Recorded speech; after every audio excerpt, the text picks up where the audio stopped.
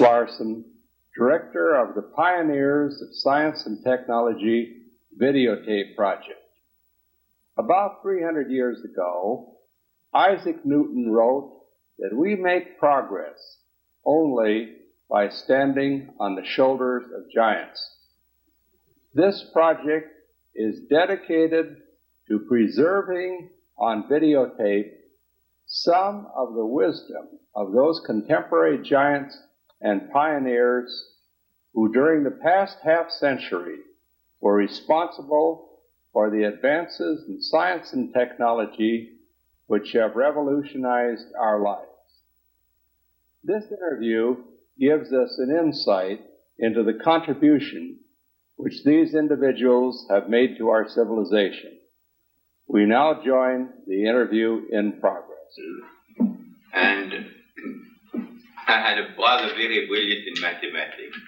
I was always told I wouldn't succeed in mathematics as well as my brother, so I decided not to do mathematics, and I chose to do chemistry because I think when I was 12 or 13 I had a good note in chemistry. And I graduated in the school called École de Physique et Chimie de Paris, which is a school where at the end of last century Pierre Curie was a professor, and it is in the hangar of that, in the courtyard of that school that the Curies discovered radium. But I had no intention to go towards radioactivity, and it was decided from the beginning that I would do a PhD in organic chemistry. The colors and the smell of organic compounds attracted me. Yes, as I remember it, Dr. Goldschmidt, I believe Hahn, who did the work on radioactivity, started out in organic chemistry also. It's a good place to start. No, I didn't start in organic chemistry because a few weeks before I was graduating, the director of the school, which was Paul Langevin, who was a long-life friend of Marie Curie, called me and said that Madame Curie's personal assistant in chemistry had a tragic accident. He had drowned, and she was looking for a man who just graduated from school who would come and work with her. She had always chosen her assistants, her private assistants, in that school where she had worked and where her husband had taught. And Joliot, her son-in-law, who got later the Nobel Prize, also who came from that school. So that was in June 1933, and I had an interview with her, extremely intimidating. She looked very old. She was only 64 years old, but she looked much older. She looked very pale, and it was very strange. She didn't have a white lab coat. She had a black lab coat. So her face was very pale, her hair was very white, and she had a slight Polish accent still. And so she told me that I would be her slave for a year or two, and then afterward, and that's to show how mistakes can be done, she told me that as Hitler was now in power, anti-Semitism, which he had used to come to power, would probably vanish in Germany. And she was hoping by 1935 or 36 to send me 2 years at the laboratory of Hönig-Schmidt. It wouldn't matter because I'm Jewish, to send me at Hönig-Schmidt to do a very precise measure of the atomic mass of radium, which is a very difficult job, unfortunately I never had to do, because anti-Semitism didn't vanish. Yes, doing a job like that on radium would have led to frightful overexposures. Probably. In any case, I had to do my military service in between 33 and 34. There was 1 year military service, and it was arranged that I would do part of it in a chemical warfare lab in Paris and go as often as I could Saturday morning or Saturday afternoon to start learning from her. And I worked really very little with her. She taught me fractional crystallization, you know, which is the work she had used to separate radium. And then by early 1934, probably a few weeks after the discovery of artificial radioactivity by her daughter and son-in-law, Frédéric Joliot and Irene Curie, she fell ill and she passed away in July 1934. So when I finished my military service that following October 34, I was taken exactly in the same conditions as personal assistant to André de Bierne, who was one of the last survivors of the discovery of radium. He had worked with the Curies since 1899 and had discovered actinium. So that's how I got involved in radioactivity, though I had never thought of being a specialist in that field. I must say that in those days, the chemists in a radioactive laboratory like the Curie laboratory of the Radium Institute in Paris were kind of a second grade. The elite was the physicist. The chemist had to prepare sources for the physicist, and one had the impression that all the work on identifying all these natural radioactive elements had more or less been done. Yes, there was still one work was done at that time, a little later, the discovery of an embranchement which found element 87. That was annoying. But apart from that, there wasn't much in chemistry. And after 1 year working with de Bierne, I was liberated to do a PhD, and I did it on a very banal subject, which was the study in great detail of fractional crystallization of radium and barium salts and isomorphic crystals. Yes, of course. At that particular time in 1932, it may have seemed quiescent, but of course, I believe 32 was... that was the great year of the discovery of neutron by Chadwick and artificial radioactivity by de Joliot. And then, of course, the invention of the cyclotron, which gave new tools, and so the field was just ripe for exploitation. Absolutely. I remember when I, sometime after I arrived in the laboratory, two very brilliant foreigners arrived. One was Hans Halbard, who came from Bohr's laboratory in Copenhagen. The other was Bruno Pontecorvo, who came from Fermi's laboratory in Rome. And I had sort of discussion with Halbard, who said that I was losing time doing work on something so outmoded, and I would tell him that his work, if he didn't do it on neutrons, somebody would do it a few weeks later. While I knew that what I was doing, if I didn't do it, perhaps nobody would ever do it. Yeah. So that was a little... Once or twice, Joliot asked me to come and work with him, but I felt I had to keep faithful to the gentleman who had started me. Fine. Madame Joliot did it with a Yugoslav called Savic, where they were in contradiction with the work that Hans Strassmann and Lise Meitner were doing in Germany on the irradiation of space by neutrons. And really, I think that one can say that it's really Madame Joliot's work who put Hahn on the track of the discovery of fission. But it was very touch and go. She just missed the discovery herself.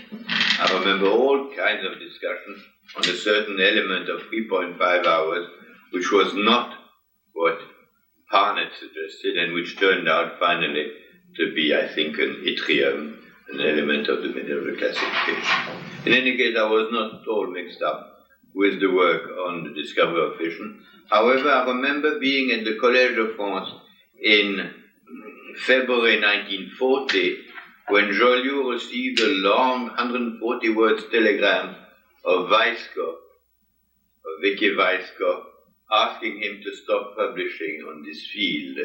And he had also received a few days before a letter from Zeeland. And at that time there was such a rush in publication that Joliot didn't agree. And you know, it was in March that he published with Halban and Kowarski the discovery of the secondary neutrons, followed a week later by Fermi and Zeeland. In any case, the war came, and the war found me in Tahiti. I had managed to do both a trip and a little bit of science in the same time. I had been given a mission with two of Pierre Auger's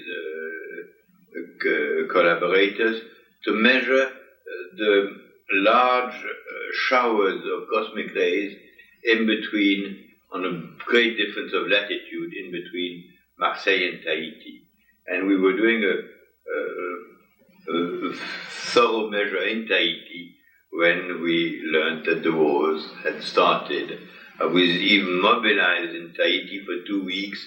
The only thing I did was to take about 150 young Tahitians singing behind me to look for fern, to make beds out of fern, because there was not enough beds for the soldiers.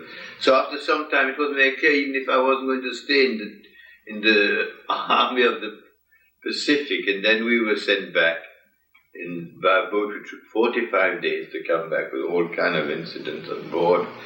And we arrived in France, I only arrived in November 1939, and there I learned that I was sent to a warfare gas laboratory in Poitiers, which is in the southwest of France.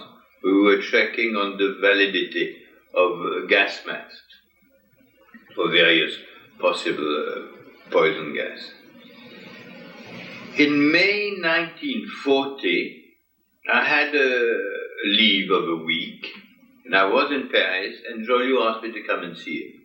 And Joliot told me that the uranium work had taken a great importance, that it had a military importance, that he had been able to purchase in Norway the whole worldwide stock of heavy water, which was 185 kilos, and that there was great prospect, mainly in the direction of production of energy and probably of an engine which could be used for submarines. And he told me that he had asked the army to second me to his laboratory, and I would be asked to study the extreme purification of uranium to eliminate all the neutron capturing impurities. This was exactly 2 days before the 10th of May, when the Germans invaded Holland, Belgium, and France. So naturally, I never got my order to join Joliot's laboratory in Paris. And finally, I was taken prisoner in Poitiers. As well, I was only a non-commissioned officer, very low rank, and there was 5,000 soldiers and non-commissioned officers which were taken prisoners in Poitiers.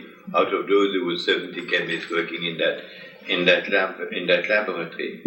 And their first miracle is that there's 4 cities in southwest France where the Germans released the prisoners after about 10 days.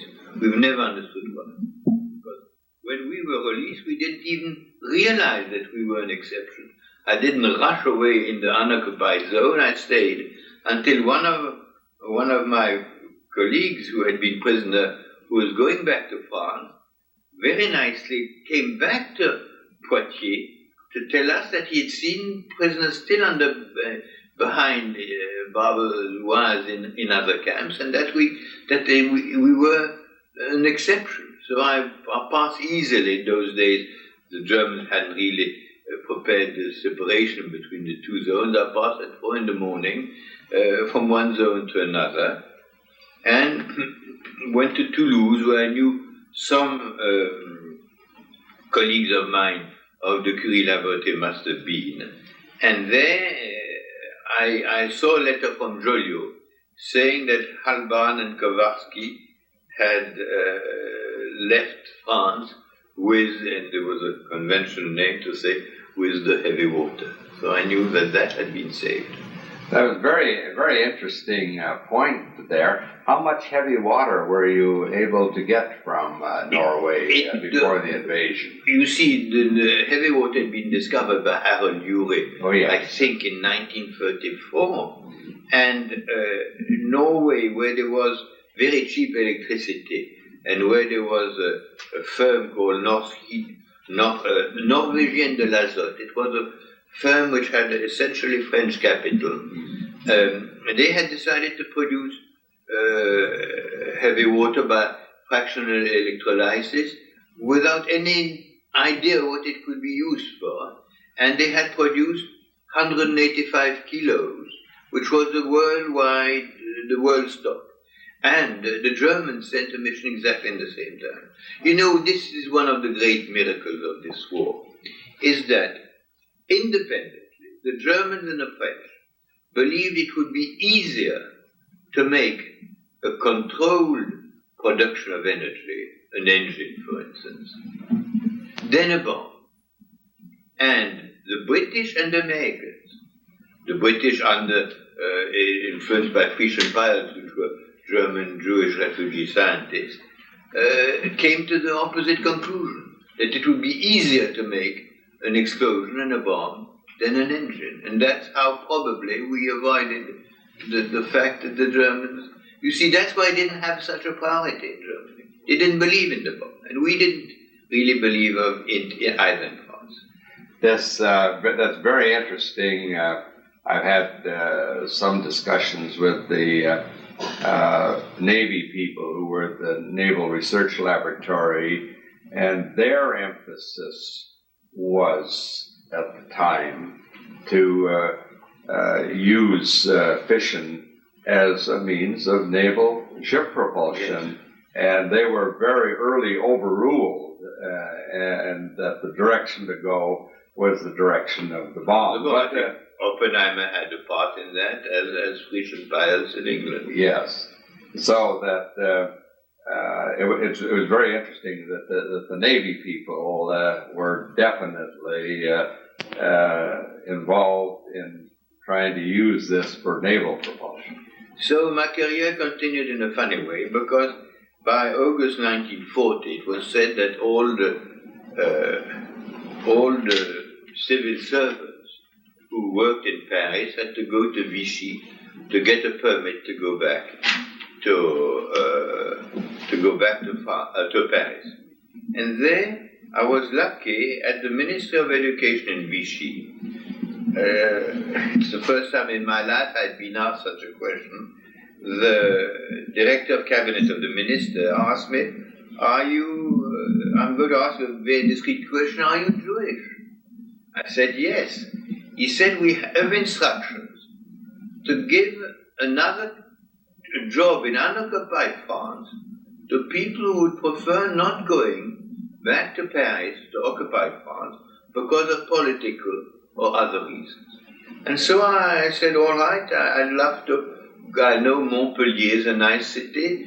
I'd be quite pleased to spend some time in Montpellier. And I was promoted as assistant at the Faculty of Science of Montpellier. It was the same title I had in Paris before the war. And when my boss learned, de Bierne, that I wasn't coming to Paris, he sent me a message which hurt me very much at that time. He said, this is a kind of cowardice which will be bad for the future of your career. Now, this was in September, and a few weeks later, in October, the Vichy government took a decision that all Frenchmen of Jewish origin could not have certain kind of civil servant position, in particular in teaching. And we were told that 2 months later we would lose our job. We were also told that we could have a special exemption. and that it would take 3 years for the Conseil d'État to study, and therefore we would keep our job for 3 years. So we all did demand like that, and finally, I think there was 10 exceptions in all of France. So by December, end of December 40, I was without a job and decided to do all I could to go to the States. And then, again, it's luck. I was all the time in Vichy trying. The first thing you have is to get an exit permit. And that I got through a friend who knew somebody at the Ministry of Interior. And then for getting an American visa was very difficult. And here again, a miracle. I met in the Vichy a Spanish diplomat that I knew because he had married a friend, French lady, a friend of my family. And he asked me to lunch, and food wasn't so easy, and having a good lunch at an hotel in Vichy was not disagreeable. And during the lunch he said, "What, are you trying to go away?" And I said yes. He knew I'd lost my job. And I said, "I've asked for a visa at the American consulate in Marseille, but there's hundreds and hundreds of people queuing there." He said, "You're a lucky man. I know intimately the American consul in Marseille." And so he wrote a letter. The next day I went to Marseille, I took the night train, and here immediately, when I gave the letter, a few minutes later, I was in the consul's office. He was called Fullerton. And he told me immediately, he worked with the Curie laboratory, you will go to the States. And then he asked me the following question: do you want a visitor's visa or a quota visa as an immigrant? So I was rather vexed. I said, "I'm not leaving France for good. Naturally I want a visitor's visa." And he told me, "My boy, either two things. The Germans win the war and you never set foot in France. Or the Germans will lose the war, and when you come back to France, nobody would ask you if you had a visitor's visa or an immigrant visa. I'll give you an immigrant visa because you need to earn your living in the States." And so that's how, thanks to this gentleman, Mr. Fullerton, who was after the war Consul General in Paris, and I was able to thank profusely, I left first to Martinique on a French boat, and that was going from France to France. I only needed my exit visa, and then after some time in Martinique, where I was put in enforced residence because I was Jewish. There was even in Martinique still some difficulties, but that wasn't too terrible. Then I managed to have a plane to go to Puerto Rico, and then arrive in New York, where I arrived end of May 41. And there immediately I thought it would be the best thing I could do is to try to do what Joliot had asked me to do, work on this uranium project. I knew obviously it was being studied in America too. So I went to the British Embassy in Washington because I had known before the war the air attaché at the Paris Embassy, the British air attaché, was Sir Charles Lindemann, who was the brother of the famous Sir Frederick Lindemann, who became Lord Charles, who was the éminence grise and the scientific advisor and the long-time friend of Churchill. So when I saw Charles Lindemann and explained to him what I knew of the French uranium project, and that Joliot had even planned to have me come and join the team, he told me, "You are surely needed in this country. Go back to your hotel and wait to be contacted." And a few days later, I got a message coming back there was a message in the hotel, "Please phone Professor Fermi at Columbia University." I'd met Fermi once or twice, so I was very excited, and I went to see Fermi and Szilard. I had lunch with them at the faculty club, and I explained again what I'd done, and they told me they really needed me because one of their main problems was the purification of uranium. So it seemed that all my problems were solved, and for all that summer, while I was trying to learn as much as possible on uranium chemistry, from which I wasn't so familiar, and on the problems of how to eliminate the rare earth, but doing book learning. It was always next week that I was going to start working with them. Then in September, late September 41, Szilard called me, and I remember very well, it was a luncheon where there was Fermi, Italian, Szilard, Hungarian, and von Grosse, who was German. And the three of them told me, there's a bad news. We must tell you that because you are French, we can't take you. And so I got a little cross. I said, listen, the three of you belong to enemy countries, in any case, enemy of France. I'm the only one who wore a uniform during this war. I was even a prisoner for a few days. And no, it wasn't possible. I think in the same time, Fermi had got more official recognition, and he'd been asked not to take any more foreigners. It was not only the question of the Free French. I think he'd been told, oh, it's enough, you are too many foreigners, you must stop. So I was rather upset. I went to see the Free French office in New York, and there they said that the only other solution would be to try to find, to see if the British would take it. And then I was really losing my time. I had an offer to work at the Memorial Hospital. It was Professor Feiler who had suggested it, and for about nearly 6 months, I think, I was employed doing the radioactive measurements on terminal patients, the first terminal patients to whom one gave radiophosphorus by oral absorption. And where was the radiophosphorus obtained? Oh, surely from cyclotrons. Either the St. Louis or the Berkeley cyclotron. I think Joe Hamilton, was doing the same work with radioiodine on patients in California. Yes, I've spoken to John Lawrence, a good friend of mine, and he did a lot of work on the radiophosphorus. Early days. So, by end of April, I was told that everything was solved, that I had been cleared, and the British took me. And my first assignment was, I was sent for 2 months at the Port Hope factory in Canada, where radium was produced and uranium was refined. And I spent there 2 months as an advisor, a consultant on the radium extraction, not on uranium. But I was already able to see the work which was done in those days on Belgium ore, coming from Belgium, Congo, which was 70% in oxide. It's absolutely a freak ore that one has never found anywhere else in the world since then. And they were doing a kind of double precipitation by peroxide, which was giving already a rather clean product.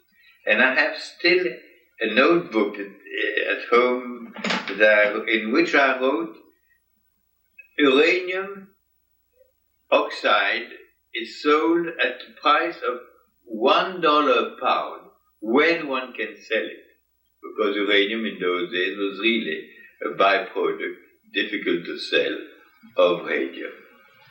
So after 2 months in Port Hope, I was called back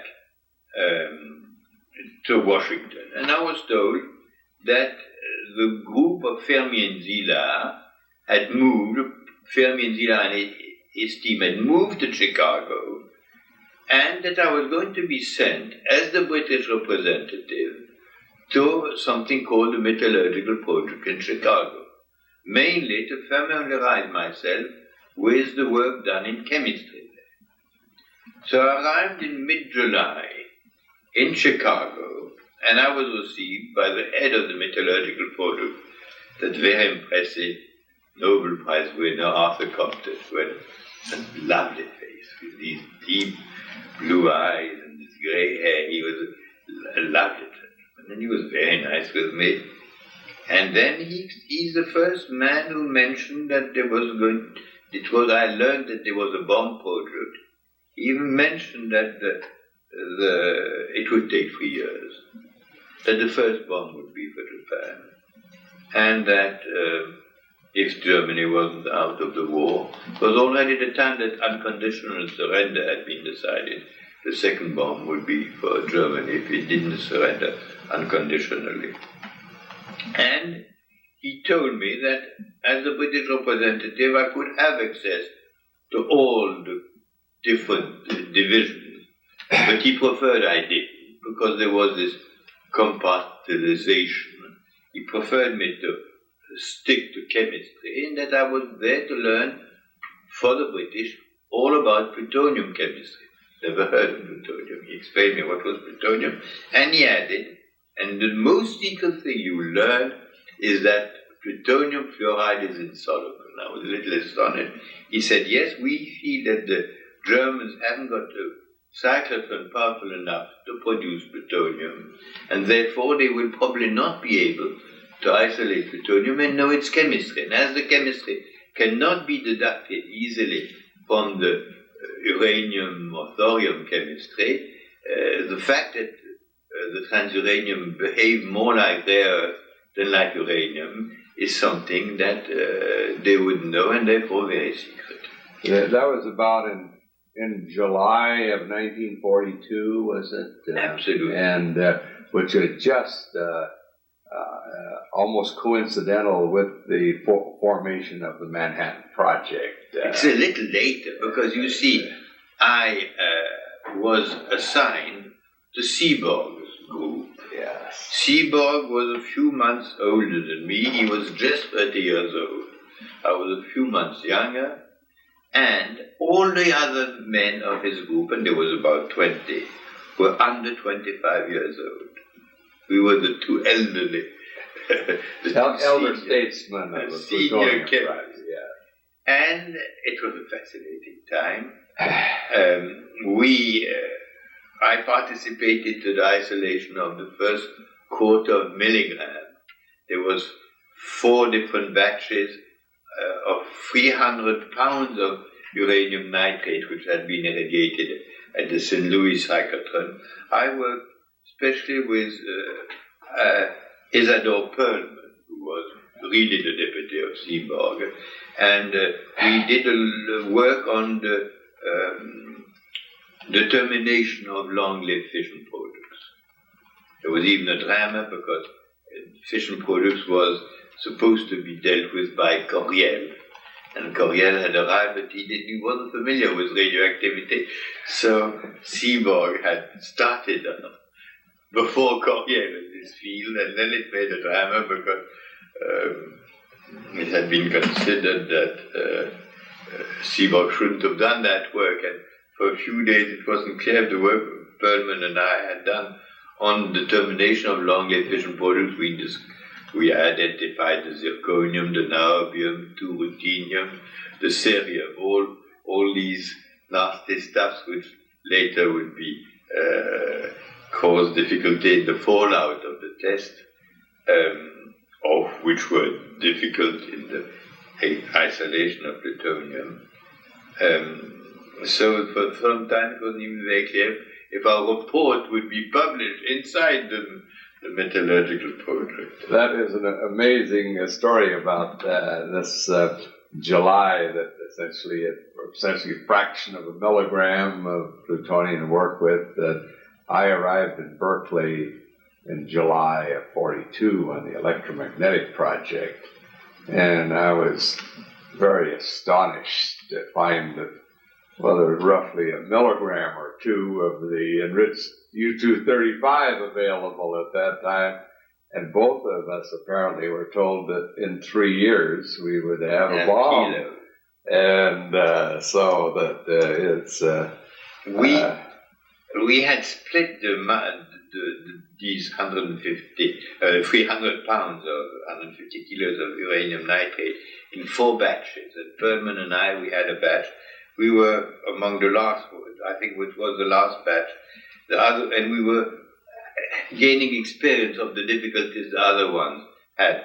We would start shaking uranium nitrate in ether with big and clumsy LED screens. Finally, we got rid of the screens. It was too complicated. And then, when we had one time concentrated the thing in a single beaker, our plutonium, there was a man called Truman P. Coleman who was terribly afraid of radioactivity, and he was putting protections against radioactivity everywhere. And one morning we arrived, and we put our beaker in the cupboard, and this Coleman had put lead bricks around it, and the wooden plank had broken. The beaker had spilled, had broken. Fortunately, on the Sunday issue of a Chicago Sun. And so we had to discern that these 100 pages of newspaper, and we used to call it the newspaper extract. And finally we did recover our share of plutonium.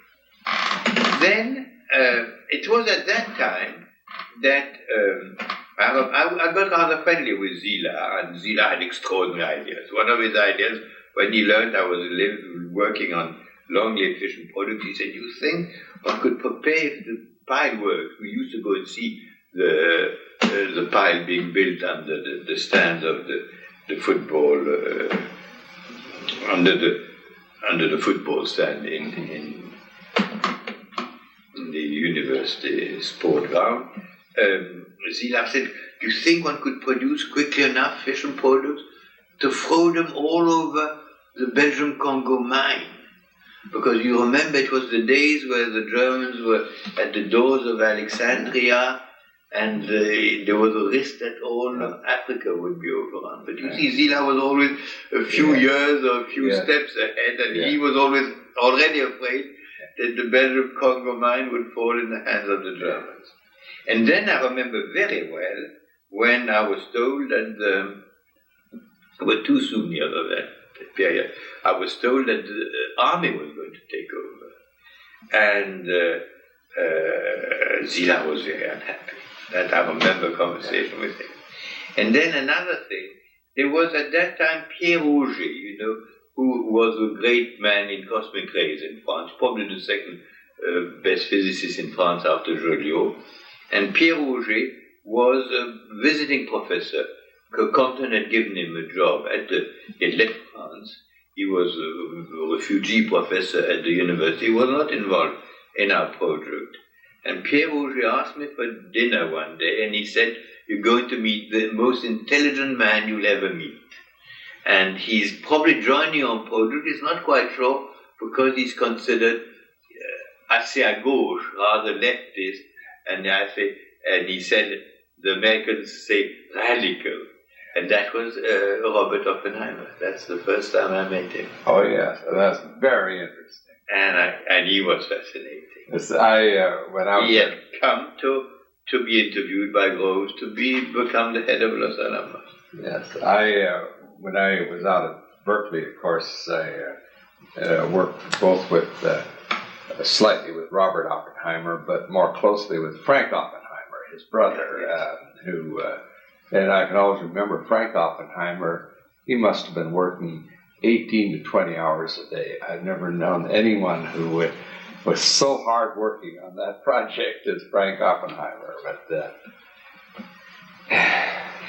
relation was strange. I remember opening once a letter I got from Washington, from the British Embassy in Washington, asking me to make a report. And I opened it. Seaborg said, perhaps we know how long you're staying with me. So he read it at the same time as me over my shoulder. And it was asking me to write a report on all I'd seen in Canada at the Porto factory on uranium production. And this report should be written by hand, should not be typed in Chicago.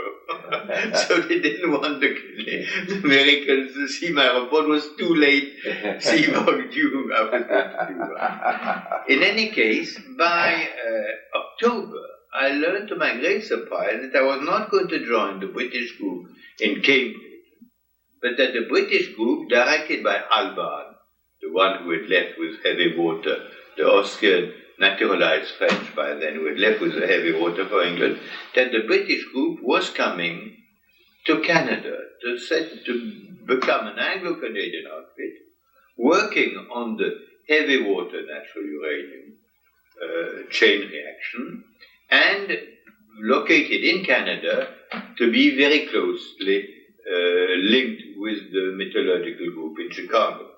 I had met sometime before, passing through Chicago, Halban, who had told me that I was probably not going to go to Cambridge, and Halban was still under the hopes that the graphite natural uranium chain reaction would not work, and that he would be the first one to have a divergent chain reaction. In any case, by end of October, I was called to Ottawa, just at the time the English and the Canadian were signing the agreement to make a joint project. So it was, I was told I wouldn't be the head of the chemistry, I was going to be the deputy head of the chemistry. The head of the chemistry was a very famous radiochemist of Austrian called Fritz Parnet, who had done lots of work on radio colloid, who was a charming gentleman. Who wrote the book Hevesy and Parnet. Absolutely. He was even sad not to get the Nobel Prize with Hevesy. Yeah. And so I was asked to look. It was decided that the lab would be in Montreal, and I was even sent to look for a place for the lab. And curiously enough, it's by a chance I was traveling by plane in between Montreal and New York next to a Frenchman who had been the head of scientific research in France called Henri Laugier, and he was a refugee professor at the French University of Montreal. They had built an enormous university behind the mountain, and the Depression hadn't allowed them to transform in laboratories or classrooms half of that building. And so he said, you have there a building with facilities are already there, you could make a laboratory in 3 months. And that's what was done in between December and 42 and March 43. But then something terrible happened in January 43. Sir Wallace Akers, who was the head of the British project, which was called by the strange name, code name of tubular directorate, came one day and said, "It's very bad news. I have received a letter from Conant, and the Americans want to stop completely the collaboration. Naturally, we can't compete with them in means and efforts.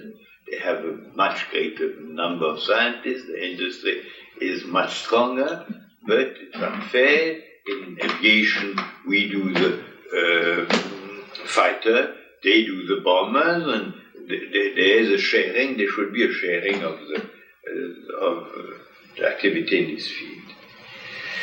But it seemed rather hopeless, because the letter said that there would only be collaboration in fundamental science, no more in plutonium and U-235 production. I had been nominated, when I had left Chicago, I had been given a badge as consultant. And Pierre Auger, who had been designated to be the head of physics of the Anglo-Canadian group, had been, just before he left, also nominated consultant on the metallurgical project.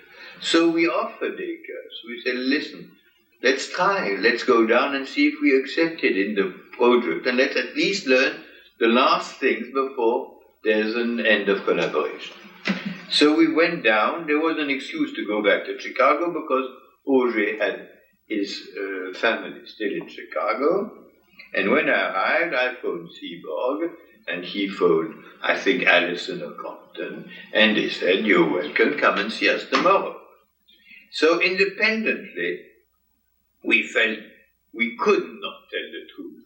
Me to Seaborg and Auger to Compton and Allison. And we said, listen, we've come probably for a last visit because scientific interchange is going to stop in between the Anglo-Canadian group and the American group. And so Seaborg was very nice. He said, listen, you worked on a quarter of milligram. It means about 75 micrograms, you isolated, I will, but here's 4 micrograms. So he gave me 4 micrograms of plutonium and a test tube full of fission products, long-lived fission products. Because you see, in Canada, we had no cyclotron, and we just had our heavy water. And so, and I remember walking in the campus and meeting Allison, and Allison said, hi Goldschmidt, and then he did like a custom man, he put his hand all over my body and said, I hope you're not leaving empty-handed, because what I've heard, we probably won't see you for long. And so that's how I left Chicago, with a few micrograms, which wasn't very much, it wasn't very useful, but it was amusing more than useful. But at that time, I was able to learn, visiting my friends in Seaborg's lab, that a man called Stanley Thompson, who's dead now, Stanley Thompson had discovered that bismuth phosphate carried down very well plutonium. It was a very granular precipitate, and it was practically sure that this would be the method which the American would use with an oxidation reduction system. So I went back with Auger to Canada. We were a little considered as heroes because we had, Auger brought back all the details of the lattice of the pine. He knew how much graphite, where the oxide and the metal had been located. And so we came back with the last minute information. And then the collaboration stopped. And that was a very unpleasant time, where we were there in Montreal during the war, having practically nothing to do. It was even something worse, because going to Port Hope one day and seeing my the head of the Port Hope factory, I learned that the Americans had contracted all the Canadian uranium till 1947. Mm-hmm. And so I told that to Halban, who was so upset, because he said, it's not possible, it's our only asset in the negotiation with the Americans. And I went to see Akers in Ottawa, and it took 1 month for the British to see that Leslie Howe, who was the Canadian Minister of Supply, had signed that contract and pretended he didn't know what it was. And so that was the Canadians, the Anglo-Canadians, had finally no uranium, no heavy water, which was built by the American Navy, or by American Navy subsidies in Canada, but for the American Navy, and no cyclotron. So we had nothing to do. But then, as you know, collaboration was, the principle of restart of collaboration was done at the Quebec Conference in August 1943. And I was the first to be involved in that. And here again there was something curious. In September 43, after the Quebec Conference, Parnett and I were called to Chicago. And we went at a meeting which was presided by, well, it was Fermi, I think, presided by Fermi. There was Fermi, there was Segre, come from California. There was somebody called Thomas, who was an industrialist, chemist, I think from Monsanto Chemical, and about 15 people. And we were read 20 questions about polonium. Oh, yeah. And asked to answer what we knew if one could produce polonium without light elements and questions like that. Mm-hmm. How strong a source of polonium could one be? When it was finished, we answered more or less well, because some questions were rather tricky. It was obvious that they wanted to make a polonium, a neutron source. We guessed it was probably for the detonator of the bomb. When I asked if we could have the list of the questions, they hesitated to give them to us. So I said, that's a little exaggerated. I mean, I could have learned them by heart, I could have written when you went. So finally I was allowed to bring back to Canada what we call a plutonium quiz. And then a few weeks later, I was called down to New York at again the Memorial Hospital where I'd worked, completely out of the project. And I was given 3 grams of radium, of old radium, of the Memorial Hospital to extract the polonium in those 3 grams, the radium D and the polonium. And things were still very political, because when the source was finished, it was a Curie of polonium. I think it was the biggest source ever done at that time. Before one did polonium by artificial irradiation, by neutrons or bismuth. Incidentally, I guess Monsanto was in charge of that. Charlie Thomas probably set that up. So I brought back that polonium source to Canada, and then by a blinding snowstorm, an American officer came. It was complicated because the plane didn't work. I had to go in the station. Came to receive that polonium source and bring it to Los Alamos. Instead of having it delivered at New York to go to Los Alamos, to Site Y as it was called, it had to come to Canada first because it was a contribution of the Anglo-Canadian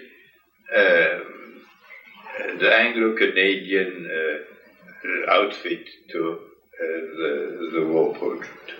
Then, early January 1944, we had an extraordinary meeting to start again collaboration. And this meeting took place in Chicago, the 6th of January 44, I remember the date. And we were 24, 12 of the Anglo-Canadian project, 12 of the American project, chaired by General Groves and Sir James Chadwick, who had discovered the neutron for the British. And out of these 24 men, I figured out that there was 13 different nationalities at birth, to show how this was a multinational project. That is amazing. How all of the brains of all of these different countries are brought to bear on just this one project. So, when the meeting started, we were told that we were going to see what Canada, the Montreal outfit would do in relation with Chicago. But then there was a surprising thing. There was a kind of whispering in between the two bosses and between Groves and Chadwick. Then I saw Chadwick getting very red in the face, Groves getting very red in the face, and then they said, we mustn't quarrel in front of the parents mustn't quarrel in front of the children. And they left the room. And then they came back. And then they said there would be collaboration in the field of heavy water reactors with Chicago, that there would be collaboration on the thorium-uranium-233 project, but that there wouldn't be any collaboration on plutonium. And the reason was that in the Quebec Agreement it was said there would only be collaboration where it was useful for the pursuit of the war. The design, the planning of the Hanford plant for plutonium extraction was completely finalized, and the Americans said, if the plan is finalized, the Anglo-Canadian can't bring any information, and therefore the plutonium is out of information. So I was very happy. It was going to be my field. At that time, I told Cockcroft that I was going to resign and join the army or join London, I don't know what, it was rather vague. And Cockcroft said, listen, Goldschmidt, don't worry. I forgot to tell you that Cockcroft had replaced by that time Alban.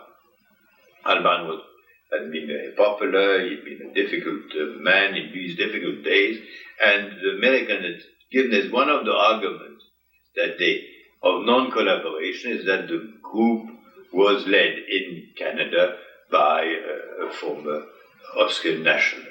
They wanted an Englishman, and that's how Sir John Cockcroft came. And Cockcroft, when plutonium, it was decided plutonium was out of collaboration, said, listen, I won't say either if we can't collaborate on plutonium. So there was a big negotiation which lasted all of the first month of 44. And finally, the last negotiation took place in June 44 in an hotel in Chicago. I remember very well. I went down, and it's the 6th of January 44. The 6th of June 44, the day of the D-Day of invasion, that the Americans gave in a little bit. The meeting was in between Groves, Chadwick, and Dean Mackenzie, who was the head of the NRC, the National Research Council of Canada. They decided that there would be collaboration, but that we would receive in Canada some irradiated slugs from the Oak Ridge pile containing a few milligrams of plutonium, and it was up to us to work out whatever method we wanted. But there wouldn't be any interchange, neither in chemistry nor in industrial application. But you had already, of course, learned about the business false state. I was in an extraordinary position, because by pure geographical luck, if I hadn't been in America, I suppose another young man would have come from England, and furthermore, if the British had decided to send 10 men, 10 chemists to Seaboard, they would have been welcomed in July 42. So I was just the only one who had played with plutonium. And so there was a very amusing thing. Lord Charwell came over, and he was a strange man with a somber face. And I gave him a talk. He was in my little office.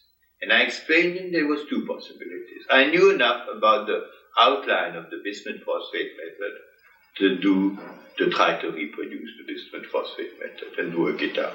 Or, I said, Seaborg always said that solvent should be the best solution. And we knew that some progress had been made on solvent extraction in the project, in the electromagnetic project, on the recovery of uranium in the electromagnetic enrichment project. So I told Charwell, that's the two choices. Either we try a new field, trying to see what we can do with solvent extraction, or we try to repeat bismuth phosphate. And Charwell said very reasonably, there's all reason to hope that collaboration will start again at one stage, and therefore why not try to do something original. During that meeting, he stayed on the little couch that I had in my office, with his bowler hat on his head, and his chin on his umbrella. And he hadn't said a word just when he spoke at the conclusion. I felt like a child in front of that tremendously important man who saw every day currently. And so that's how we started on solvent extraction. We ordered a gallon of 300 different solvents from carbon and carbide from the States, and then shook samples of these solvents with fission products. By the way, we had received the slugs in the meantime, extracted a few milligrams of plutonium by hook or by crook. That was quite easy, and then we made a systematic study of these solvents, and we chose one which was triglycol diethylene that we used to call Trigle, which worked we extracted better plutonium than uranium without any system of oxidoreduction. We had a salting out agent, and this is really the first pilot plant of plutonium extraction and by solvent, which was built in Canada from 1946 on, which was finished in 49, which allowed the Canadians to produce 15 kilos of plutonium by the early 50s, and therefore, should the Canadians had decided to make a bomb, they could perhaps even have had a bomb before the British, but they didn't decide. So in my case, I didn't see the pilot plant, because by October 1945, when just a few weeks after the first zero pile had worked in Canada with heavy water and uranium metal, both coming from the States. The pile had been built by Kowarski, who was the other colleague of Alban, who had brought out the heavy water from France. But this was quite a few tons of heavy water, and not the 185 kilos. Joliot sent a mission to France, from France, to ask us to come back. I forgot to tell you that in July 44, we had learned that General de Gaulle was going to come to Ottawa. And we had decided, Pierre Auger, Jules Guéron and myself, were the three Frenchmen then in the project, that de Gaulle should be warned. That was not quite in concordance with our secrecy commitment. We felt we were French and that we should tell the the present head of state of France of the existence of the bomb. That is a very interesting point, because at that particular time, even Truman, who later became president, did not know. Absolutely. So we went to see the head of the Free French delegation in Ottawa, was a man called Bonneau, and Gabriel Bonneau, and we said, we want to make a communication to the general, but we can't tell you what it is, and we don't want anybody else to be present. So he said, it's very difficult, and he said, I can't allow 3 of you to go and see de Gaulle alone, so it should be 1 of you. And of the 3 of us, the only one who knew de Gaulle when met him was Jules Guéron, another chemist. And then he said, I'll give you a quarter of an hour. And then, a few weeks later, we heard that this quarter of an hour was only going to be 6 minutes, and then it was only going to be 3 minutes. So we came to Ottawa the great day, because finally de Gaulle said only 3 hours in Ottawa. That was the 11th of July, 1944. He gave a big speech in front of Parliament. It was a lovely day. And then he went to visit the delegation, the Free French delegation in Ottawa, which was a small villa. And it was understood that when he would arrive, he would ask the delegate, Monsieur Bonneau, he would say, I would like to go and wash my hands. And Bonneau would tell him, you take the corridor, it's the last room at the left. In reality, he wasn't going in the last room of the left, but he was going the last room in the right, where Guéron was waiting for him. And so he said, Guéron, be quick. And Guéron said, my general, we are working in Canada on a new field which is going to materialize by a revolutionary bomb, which will be ready in 1 year from now. The first one will be for Japan, the second one will be for Germany. The whole after war will depend on that. It will give the United States a tremendous power. We must start again in this field as quickly as we can. In France, you must create an organization for that. And the only wrong thing we said, you must ask Joliot and Perrin to be the leaders there. And the only wrong thing we said was that you must be careful not to let the Americans and the British stay in Madagascar, which you had liberated or you had occupied, because this is in the French Empire, French Union, where there should be uranium resources. This was a mistake, it wasn't the case. And we naturally, Auger and I, we had learned by heart the same story in case Guéron hadn't been there. And then when it was finished, he was introduced to all of us, and he came to me, and for the first time in my life, I was called professeur. He said, Monsieur le professeur, je vous ai très bien compris. Monsieur le professeur, I understood very well. So he had really understood, and this is how the Commissariat à l'énergie atomique was the first commission ever created in peacetime, only for atomic energy. It was far before your USAC. It was created the 18th of October, 45. So we were asked to come back in October, and at that time the British said they wanted to keep me 1 year. So Auger had gone back earlier. Guéron and Kowarski went back and I stayed behind, and as head of the chemistry of the whole Anglo-Canadian product, which at that time was not only in Montreal, but in Chalk River, where a large heavy water natural uranium research reactor was being built, the famous NRX, which was only ready in 1947. And I was there to push this solvent extraction method at the pilot plant. And I signed the 1st of January my contract for 1 year. And the same day I was told by Cockroft that he'd heard that there was probably bad news coming. And the 18th of January I was told that I had to resign, that I couldn't stay. And the Americans had insisted that I shouldn't stay because there was no relation with the French. And the amusing side of it. So when I left Canada, I went to Washington to see General Groves.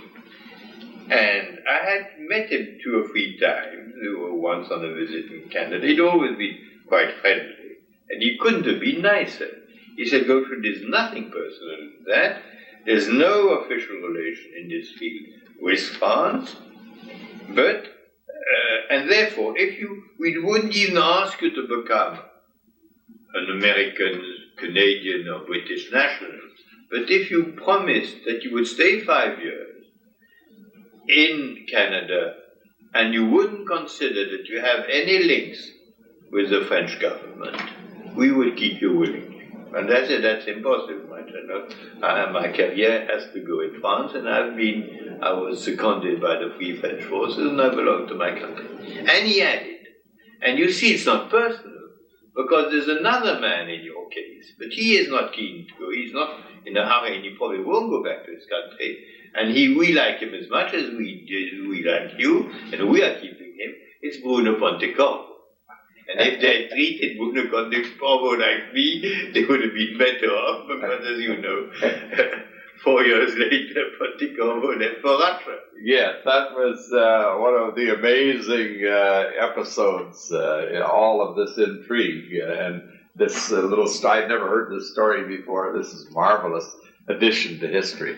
So, I went back, and it was very amusing, because I was lucky enough. No, there was a very interesting conversation with Groves, because we had been told that we were not relieved of our secrecy pledge. So I discussed that with Groves. I said, you can't, you're stopping our career. I mean, we were there, we were there to help during the war effort. You can't oblige us to renounce working in atomic energy. The country needs us, and in the same time, it's impossible for us to work and pretend that we don't know what we know. And then he said, listen, I can't put it in writing, but if you are reasonable enough only to give the information when it's needed, then it wouldn't make any harm. And that's what we did, and there was never any complaint. And I saw many times in the last years of his life, Groves, when he was a great friend of the head of one of our magazines, Cartier, who was the head of Match, and he would come and see him, and I was often invited to dinner, and I always had very good relations. I remember that charming smile he had. He was, I never suffered. American scientists didn't like him so much, but he was very nice with me, apart from the fact that he had been obliged to ask my dismissal from Canada. So I'd like to tell you a little bit, just a little bit of the beginning of the French project, because there was 1 or 2 things amusing. First of all, I was lucky to find a space on the first Constellation, TWA Constellation flight from New York to Paris. You know, before that there was a seaplane, there was a clipper, but the first commercial land plane going from New York to Paris left the 5th of February 1946. I even have a medal of that. And I arrived in Paris.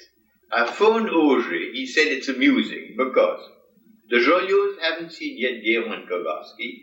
who are and because they've got to winter sports. And Gero and Kowalski are giving us a talk tomorrow, a little lecture to Francis Perrin, and to me. So you should join us. So I opened the door of the little room in the Institut Henri Poincaré in Paris, and I opened the door a quarter of an hour after the meeting had started, and I said, really, you could have waited for me. And here those people thought I was only arriving 1 year later. I arrived just at the beginning.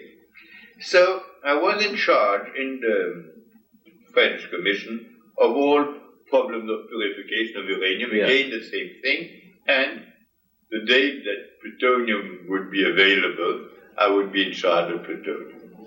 So remembering what I had promised the Groves, I ordered from Carbon and Carbide about 100 solvents. They were the best ones in there, but I didn't want to order only the good ones, because I felt it was more honest.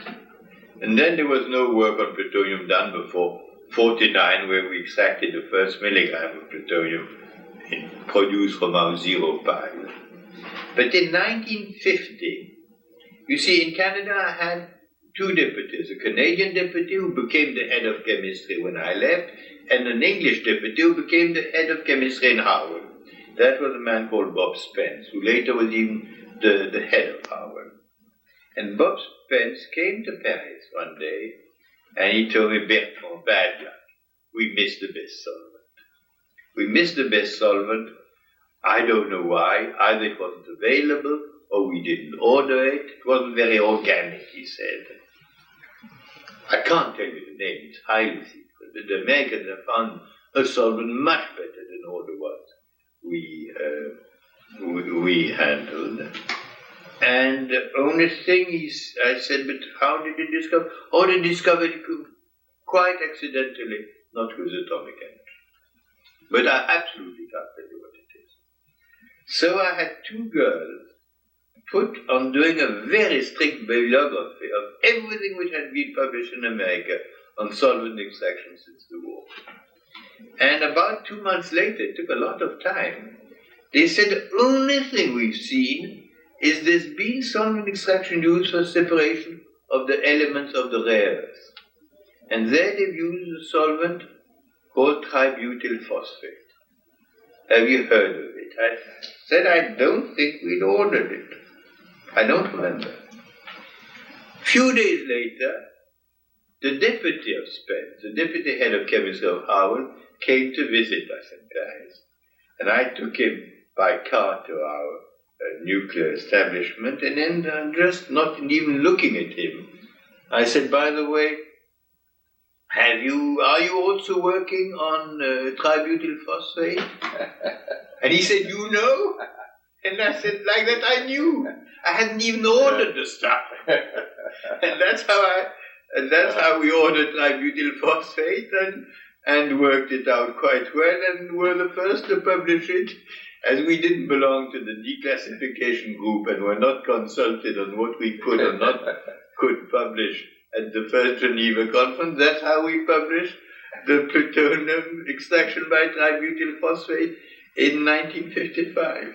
The tributyl phosphate was an absolutely amazing specific thing, which one of these extraordinary accidents of chemistry. And I can remember being informed of the properties of this, in the test tube stage, and I couldn't believe it, that it was so effective. And we never knew why we didn't have it on our list of 300 solvents. It's certain we didn't have it, because we couldn't have missed it. I mean, once you shake it with uranium, the way it takes out uranium. Yeah. But, I don't know why we didn't have it. Did we find it not organic enough? I don't know. Well, that was an amazing incident there. And so, as I was telling you, 5 months after having been removed by the Americans from